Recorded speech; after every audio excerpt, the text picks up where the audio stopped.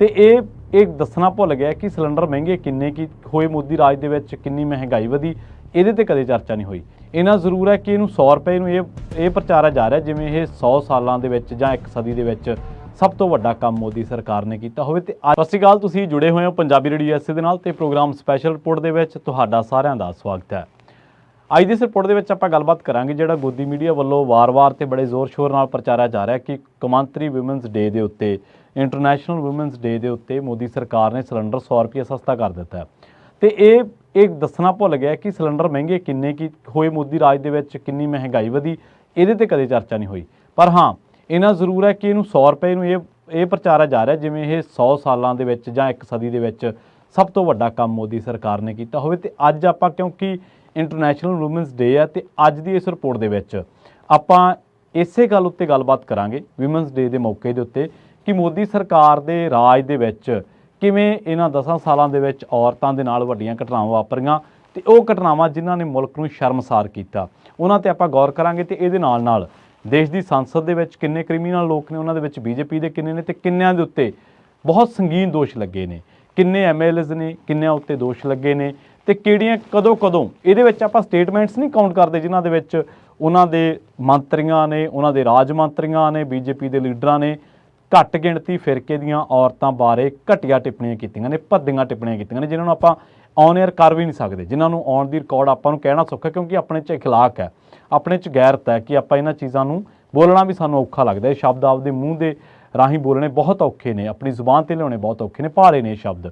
ਖੈਰ, ਆਪਾਂ ਵੱਧਦੇ ਉਹਨਾਂ ਘਟਨਾਵਾਂ ਦੇ ਵੱਲ ਜਿਹੜੀਆਂ ਹਾਲ ਹੀ ਦੇ ਦਿਨਾਂ ਦੇ ਵਿੱਚ ਵਾਪਰੀਆਂ ਨੇ ਤੇ ਉਹਨਾਂ ਨੇ ਮੋਦੀ ਸਰਕਾਰ ਜਿਹੜਾ ਨਾਰੀ ਸ਼ਕਤੀ ਤੇ ਧੀਆਂ ਦੇ ਬਾਰੇ ਇੱਕ ਇਹਨਾਂ ਨੇ ਮੋਟੋ ਦਿੱਤਾ ਸੀਗਾ ਕਿ ਜਿਹੜੀਆਂ ਬੱਚੀਆਂ ਨੇ ਸਾਡੀਆਂ ਇਹਨਾਂ ਨੂੰ ਪੜ੍ਹਾਉਣਾ, ਬੇਟੀ ਪੜ੍ਹਾਓ, ਬੇਟੀ ਦੇਸ਼ ਬਚਾਓ, ਬੇਟੀ ਬਚਾਓ ਦੀਆਂ ਮੁਹਿੰਮਾਂ ਜਿਹੜੀਆਂ ਚੱਲਦੀਆਂ ਨੇ, ਇਹ ਮੁਹਿੰਮਾਂ ਸਿਰਫ ਕਹਿਣ ਨੂੰ ਨੇ, ਅਸਲ ਦੇ ਵਿੱਚ ਇਹਨਾਂ ਦਾ ਲੋਕਾਂ ਦੇ ਸਰੋਕਾਰਾਂ ਨਾਲ ਕੋਈ ਤਾਲੁਕਾਤ ਨਹੀਂ ਹੈ। ਹਾਂ, ਇਹਨਾਂ ਦੇ ਜ਼ਰੀਏ ਮੀਡੀਆ ਦੇ ਵਿੱਚ ਆਉਣਾ, ਮੀਡੀਆ ਦੇ ਵਿੱਚ ਇਹਨਾਂ ਨੂੰ ਇੱਕ ਇਵੈਂਟ ਵਾਂਗੂ ਪੇਸ਼ ਕਰਨਾ ਤੇ ਇਹਨਾਂ ਨੂੰ ਸਿਆਸੀ ਤੌਰ ਤੇ ਕੈਸ਼ ਕਰਨਾ, ਇਹ ਸ਼ਾਇਦ ਮੋਦੀ ਸਰਕਾਰ ਜਾਂ ਮੋਦੀ ਸਾਹਿਬ ਜਾਂ ਭਾਜਪਾ ਤੋਂ ਬਿਹਤਰ ਸ਼ਾਇਦ ਹੀ ਕੋਈ ਜਾਣਦਾ ਹੋਵੇ।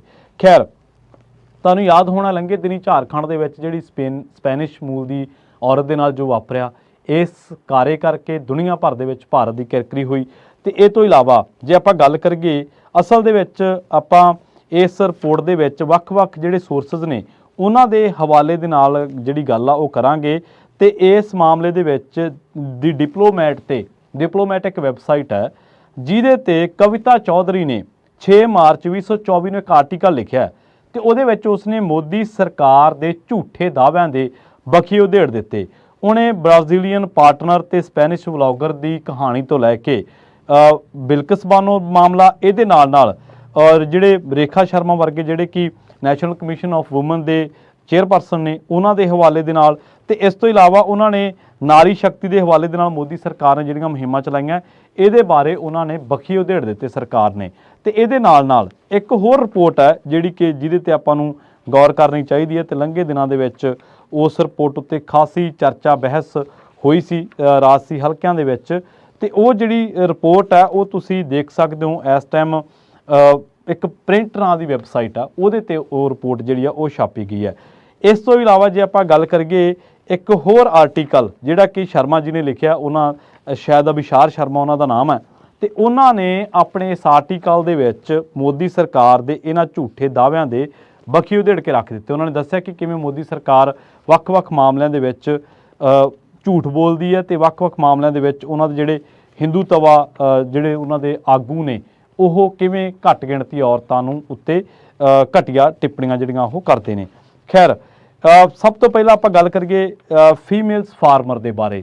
ਮੋਦੀ ਸਰਕਾਰ ਦੇ ਰਾਜ ਦੇ ਵਿੱਚ ਜਿਹੜਾ ਕਿਸਾਨ ਅੰਦੋਲਨ ਹੋਇਆ ਸੀ, ਇਹਦੇ ਵਿੱਚ ਔਰਤਾਂ ਕਿਸਾਨ ਵੀ ਸੀਗੀਆਂ ਤੇ ਔਰਤਾਂ ਨੂੰ ਬੜੇ ਮਾੜੇ ਤਰੀਕੇ ਨਾਲ ਇਸ ਜਿਹੜਾ ਅੰਦੋਲਨ ਹੈ ਇਹਦੇ ਵਿੱਚ ਪ੍ਰਚਾਰਿਆ ਗਿਆ ਸੀਗਾ।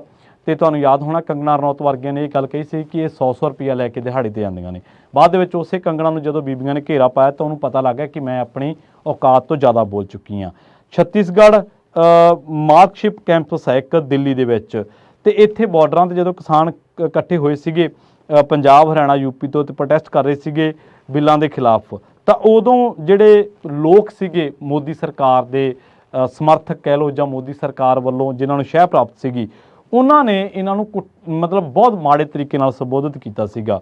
ਤੇ ਉਸ ਤੋਂ ਬਾਅਦ ਜੇ ਆਪਾਂ ਗੱਲ ਕਰੀਏ ਜਿਹੜੀਆਂ ਸਾਡੀਆਂ ਬੀਬੀਆਂ ਨੇ ਖਿਡਾਰਨਾਂ ਪ੍ਰੋਟੈਸਟ ਕੀਤਾ ਸੀਗਾ, ਜਿਹੜੀਆਂ ਸਾਡੀਆਂ ਖਿਡਾਰਨਾਂ ਨੇ ਚੈਂਪੀਅਨ ਸਪੋਰਟਸ ਪਰਸਨਸ ਨੇ, ਤੇ ਇਹ ਉਹ ਬੀਬੀਆਂ ਨੇ ਜਿਨ੍ਹਾਂ ਦੇ ਵਿੱਚ ਸਾਕਸ਼ੀ ਮਲਿਕ ਹੈ, ਜਿਨ੍ਹਾਂ ਦੇ ਵਿੱਚ ਹੋਰ ਜਿਹੜੀਆਂ ਬੀਬੀਆਂ ਨੇ, ਉਹਨਾਂ ਨੇ ਇਹ ਪ੍ਰੋਟੈਸਟ ਕੀਤਾ ਤੇ ਉਹਨਾਂ ਨੇ ਕਿਹਾ ਕਿ ਸਾਨੂੰ ਇਹ ਜਿਹੜਾ ਬ੍ਰਿਜ ਭੂਸ਼ਣ ਹੈ ਇਹ ਬੜੇ ਗਲਤ ਤਰੀਕੇ ਨਾਲ ਦੇਖਦਾ ਤੇ ਵਧੀਕੀਆਂ ਕਰਦਾ ਸਾਡੇ ਨਾਲ ਜਸਮਾਨੀ ਤੌਰ ਤੇ ਸਾਨੂੰ ਮਾਨਸਿਕ ਤੌਰ ਤੇ ਅਸੀਂ ਪਰੇਸ਼ਾਨ ਆ, ਬੜੇ ਦਬਾਅ ਦੇ ਵਿੱਚੋਂ ਲੰਘ ਰਹੇ ਆ। ਪਰ ਮੋਦੀ ਸਰਕਾਰ ਦੀ ਜ਼ਰੂਰਤ ਨਹੀਂ ਪਈ ਕਿ ਉਸ ਬੰਦੇ ਨੂੰ ਗੱਦੀਆਂ ਲਾ ਦਿੱਤਾ ਜਾਵੇ।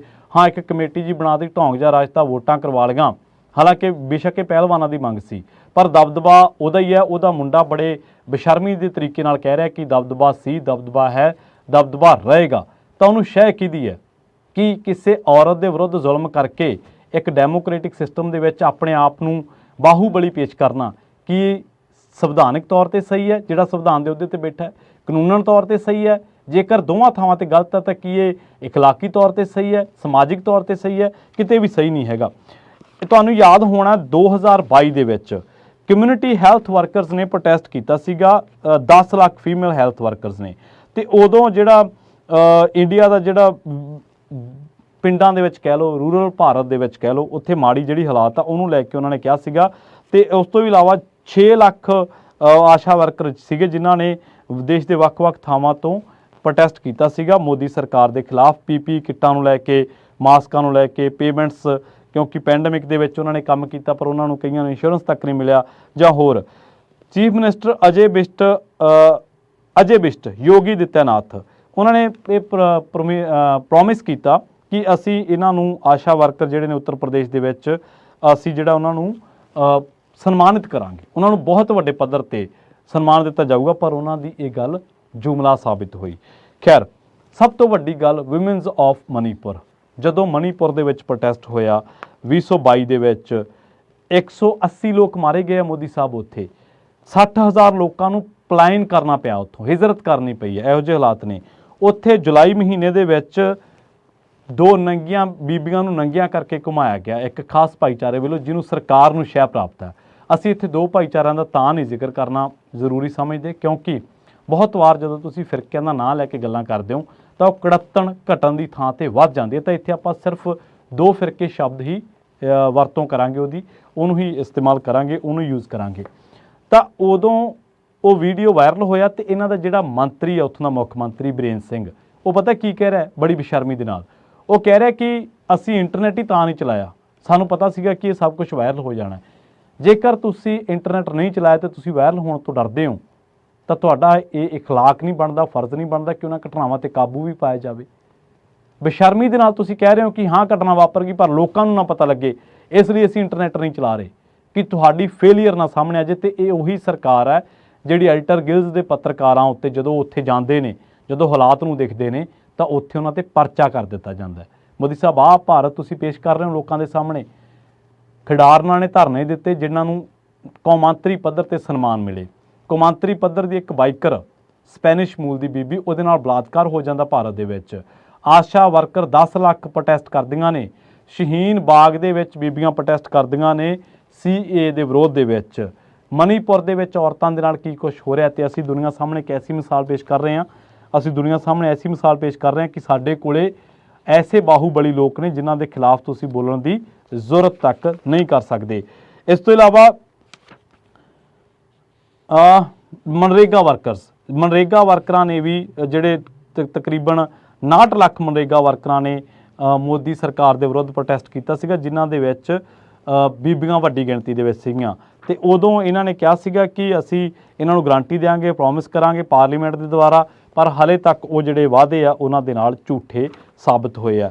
ਇਸ ਤੋਂ ਇਲਾਵਾ ਜੇਕਰ ਆਪਾਂ ਕਵਿਤਾ ਚੌਧਰੀ ਨੇ ਜਿਹੜੇ ਤੱਥ ਲਿਆਂਦੇ ਸੀਗੇ ਸਾਹਮਣੇ, ਕਵਿਤਾ ਚੌਧਰੀ ਨੇ ਬਿਲਕਿਸ ਬਾਨੋ ਤੋਂ ਲੈ ਕੇ ਤੇ ਸਪੈਨਿਸ਼ ਵਲੌਗਰ ਤੱਕ ਦੇ ਜਿਹੜੇ ਸਾਰੇ ਮਾਮਲੇ ਸੀਗੇ ਉਹਨਾਂ ਨੇ ਕਿਹਾ। ਤੇ ਉਹਨਾਂ ਨੇ ਇਹ ਵੀ ਕਿਹਾ ਕਿ ਸਾਕਸ਼ੀ ਮਲਿਕ, ਵਿਨੇਸ਼ ਫੋਗਾਟ, ਬ੍ਰਿਜ ਭੂਸ਼ਣ ਵਰਗੇ ਦੇ ਖਿਲਾਫ ਧਰਨੇ ਦਿੰਦੀਆਂ ਰਹੀਆਂ ਪਰ ਮੋਦੀ ਸਰਕਾਰ ਦੇ ਰਾਜ ਦੇ ਵਿੱਚ ਉਹਦੀ ਕੋਈ ਸੁਣਵਾਈ ਨਹੀਂ ਹੋਈ। ਇਸ ਤੋਂ ਇਲਾਵਾ ਉਹਨਾਂ ਨੇ ਕਿਹਾ ਕਿ BJP ਦੇ ਰਾਜ ਦੇ ਵਿੱਚ ਜਿਹੜੀਆਂ ਲੋਕ ਨੇ ਉਹ ਹਿੰਦੂ ਸੁਪਰਮਿਸਟ ਪਾਰਟੀ ਉਹਨਾਂ ਨੇ ਲਿਖਿਆ BJP ਨੂੰ, ਤੇ ਉਹ ਕਹਿੰਦੇ ਨੇ ਕਿ ਇਹਨਾਂ ਦੇ ਜਿਹੜੇ ਲੋਕ ਨੇ ਨਾ ਮੌਬ ਲਿੰਚਿੰਗ ਦੇ ਵੇਲੇ ਡਰਦੇ ਨੇ ਕਾਨੂੰਨ ਤੋਂ, ਨਾ ਹੀ ਹੋਰ। ਤੇ ਨਾਲ ਹੀ ਉਹਨਾਂ ਨੇ ਕਿਹਾ ਕਿ ਜਿਹੜੇ ਇਹ ਸੰਸਕਾਰੀ ਜਿਹਨੂੰ ਕਿਹਾ ਜਾਂਦਾ ਤਬਕਾ ਕਿ ਇਹ ਬੜਾ ਸੰਸਕਾਰੀ ਤੇ ਬੜਾ ਪੜ੍ਹਿਆ ਲਿਖਿਆ ਤਬਕਾ ਹੈ, ਉਹ ਕਹਿੰਦੇ ਕਿ ਉਹੀ ਲੋਕ ਨੇ ਜਿਨ੍ਹਾਂ ਨੇ ਬਿਲਕਿਸ ਬਾਨੋ ਦੇ ਰੇਪਿਸਟ ਜਿਹੜੇ ਲੋਕ ਨੇ ਜਿਨ੍ਹਾਂ ਨੇ ਕਤਲ ਕੀਤਾ ਉਹਨਾਂ ਦੇ ਪਰਿਵਾਰ ਨੂੰ, ਉਹਨਾਂ ਨੂੰ ਸਨਮਾਨਿਤ ਕਰਨ ਵਾਲੇ ਲੋਕ ਨੇ। ਸੋ ਬੀਜੇਪੀ ਕਹਿੰਦੇ ਕਿ ਐਲੀਗੇਸ਼ਨ ਲੱਗਦੀ ਹੈ ਉਹਦੇ ਤੇ ਕਿ ਉਹ ਐਂਟੀ ਵੂਮਨ ਹੈ, ਕਿਉਂਕਿ ਐਂਟੀ ਵੂਮਨ ਦਾ ਉਹਨਾਂ ਦੇ ਰਾਜ ਦੇ ਵਿੱਚ ਔਰਤਾਂ ਦੀ ਹਾਲਤ ਹੀ ਇੰਨੀ ਮਾੜੀ ਹੈ ਕਿ ਉਹਨਾਂ ਨੂੰ ਐਂਟੀ ਵੂਮਨ ਜਿਹੜਾ ਉਹ ਕਿਹਾ ਜਾਂਦਾ ਹੈ। ਜੇਕਰ ਤੁਸੀਂ ਗੂਗਲ ਤੇ ਜਾਓਗੇ ਤੇ ਤੁਸੀਂ ਸਰਚ ਕਰੋਗੇ ਵਿਚ state in India has a highest crime against women, ਤਾਂ ਉੱਥੇ ਆਊਗਾ ਹਰਿਆਣਾ। ਹਰਿਆਣੇ ਦੇ ਵਿੱਚ ਕਿਹਦੀ ਸਰਕਾਰ ਹੈ? ਮਨੋਹਰ ਲਾਲ ਖੱਟਰ ਦੀ। ਕਿੰਨੇ ਚਿਰ ਤੋਂ? ਪਿਛਲੇ 10 ਸਾਲਾਂ ਤੋਂ। ਇੱਥੇ ਕਿਹਾ ਗਿਆ ਕਿ 2022 ਦੇ ਜਿਹੜੇ ਅੰਕੜੇ ਸੀਗੇ 118 ਕ੍ਰਾਈਮਸ ਦੀਆਂ ਰਿਪੋਰਟਡ ਹੋਈਆਂ ਸੀਗੀਆਂ 1 ਲੱਖ ਔਰਤਾਂ ਦੇ ਪਿੱਛੇ, ਜਿਹੜੀਆਂ ਕਿ ਯੂਨੀਅਨ ਟੈਰੀਟਰੀ ਦੇ ਨਾਲੋਂ ਵੀ ਵੱਧ ਹੈ ਦਿੱਲੀ ਦੇ ਵਿੱਚ। ਤੇ ਜੇਕਰ ਤੁਸੀਂ ਇਹ ਸਰਚ ਕਰੋਗੇ ਕਿ where is unsafest for the women in India, ਉੱਥੇ ਆਊਗਾ ਦਿੱਲੀ। ਦਿੱਲੀ ਦੇ ਵਿੱਚ ਕੀ ਹੈ? ਦਾ ਸਿਟੀ ਦਾ ਜਿਹੜਾ 1200 ਕੇਸਿਸ ਹੈ according to almost 1/3 of the 3635 rapes reported in metropolitan cities. ਉਹ ਕਹਿੰਦੇ ਕਿ ਤਕਰੀਬਨ ਦਿੱਲੀ ਦੇ ਵਿੱਚ ਹਰ ਘੰਟੇ ਹਰ ਦਿਨ ਦੇ ਵਿੱਚ ਹਰ 24 ਘੰਟੇ ਦੇ ਵਿੱਚ 86 ਤੋਂ ਵੱਧ ਔਰਤਾਂ ਨੂੰ ਜਿਸਮਾਨੀ ਵਧੀਕੀ ਝੱਲਣੀ ਪੈਂਦੀ ਹੈ, ਉਹਨਾਂ ਦੇ ਨਾਲ ਬਲਾਤਕਾਰ ਰੇਪ ਵਰਗੀ ਘਟਨਾ ਵਾਪਰ ਜਾਂਦੀ ਹੈ। ਦਸੰਬਰ 2023 ਦੇ ਵਿੱਚ ਹਿੰਦੁਸਤਾਨ ਟਾਈਮਜ਼ ਨੇ ਇੱਕ ਰਿਪੋਰਟ ਛਾਪੀ ਜਿਹਦਾ ਟਾਈਟਲ ਹੈ Delhi amongst most unsafe cities for the woman. NCRB ਡੇਟੇ ਨੇ ਇਹ ਗੱਲ ਕਹੀ ਹੈ। ਦਿੱਲੀ ਤੁਹਾਡੀ ਰਾਜਧਾਨੀ ਹੈ ਮੋਦੀ ਸਾਹਿਬ, ਦਿੱਲੀ ਤੁਹਾਡੀ ਕੈਪੀਟਲ ਹੈ, ਤੇ ਪਰ ਉਹ ਕ੍ਰਾਈਮ ਕੈਪੀਟਲ ਬਣ ਚੁੱਕੀ ਹੈ। ਇੱਥੋਂ ਦੀ ਪੁਲਿਸ ਵੀ ਸੁਣਿਆ ਕਿ ਤੁਹਾਡੇ ਅੰਡਰ ਹੀ ਹੈ। ਇਸ ਤੋਂ ਇਲਾਵਾ ਫਰੰਟ ਲਾਈਨ ਇੱਕ ਮੈਗਜ਼ੀਨ ਹੈ, ਉਹਨੇ ਇੱਕ ਆਰਟੀਕਲ ਲਿਖਿਆ ਜਨਵਰੀ 2024 ਨੂੰ, ਆਸ਼ੂਤੋਸ਼ ਸ਼ਰਮਾ ਨੇ। ਇਹਦੇ ਵਿੱਚ ਉਹਨੇ ਅਮਿਤ ਸ਼ਾਹ ਸ਼ਰਮਾ ਜੀ ਨੇ ਬੜੀ ਡਿਟੇਲ ਦੇ ਨਾਲ ਅਮਿਤ ਸ਼ਾਹ ਦੇ ਔਰਤਾਂ ਦੀ ਯੂਪੀ ਦੇ ਵਿੱਚ ਸੁਰੱਖਿਆ ਦੇ ਬਾਰੇ ਇੱਕ ਦਾਅਵਾ ਕੀਤਾ ਗਿਆ ਸੀ ਅਮਿਤ ਸ਼ਾਹ ਵੱਲੋਂ, ਜਿਹਦੇ 'ਚ ਅਮਿਤ ਸ਼ਾਹ ਨੇ ਕਿਹਾ ਸੀਗਾ ਕਿ ਯੂਪੀ ਦੇ ਵਿੱਚ ਭਾਵੇਂ 16 ਸਾਲ ਦੀ ਕੁੜੀ ਗਹਿਣਿਆਂ ਦੇ ਨਾਲ ਲੱਦੀ ਬਾਜ਼ਾਰ ਦੇ ਵਿੱਚ ਤੁਰੀ ਫਿਰਦੀ ਹੋਵੇ, ਕੋਈ ਡਰ ਨਹੀਂ ਹੈ। ਸ਼ਰਮਾ ਜੀ ਨੇ ਇਸ ਆਰਟੀਕਲ ਇਸ ਰਿਪੋਰਟ ਦੇ ਵਿੱਚ ਬੜੀ ਤਫਸੀਲ ਦੇ ਨਾਲ ਦੱਸਿਆ ਕਿ ਯੂਪੀ ਦੇ ਵਿੱਚ ਕ੍ਰਾਈਮ ਦੇ ਕੀ ਹਾਲ ਨੇ। ਇਹ ਪੜ੍ਹਨਯੋਗ ਰਿਪੋਰਟ ਆ ਉਹਨਾਂ ਦੀ।